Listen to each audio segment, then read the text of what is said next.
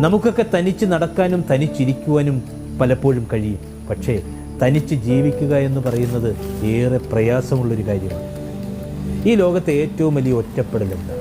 അത് സ്വയം തുടയ്ക്കേണ്ടി വരുന്ന കണ്ണുനീരും തനിയെ പറയേണ്ടി വരുന്ന വിഷമങ്ങളുമാണ്. ഉള്ളറിഞ്ഞ് നിൽക്കുന്നവരോട് മാത്രമേ നമുക്ക് ഉള്ളു തുറന്ന് എന്തെങ്കിലുമൊക്കെ കാര്യങ്ങൾ പറയുവാനാവൂ.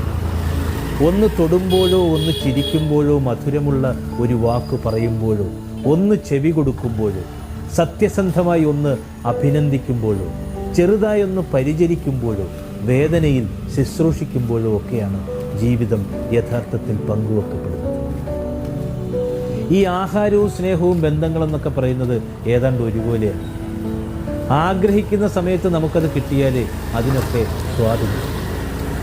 സ്നേഹമെന്ന് പറയുന്നത് ഒരുതരം തീ പിടിച്ച സൗഹൃദമാണ്. അത് ശാന്തമായൊരു ധാരണയാണ്. പരസ്പരമുള്ള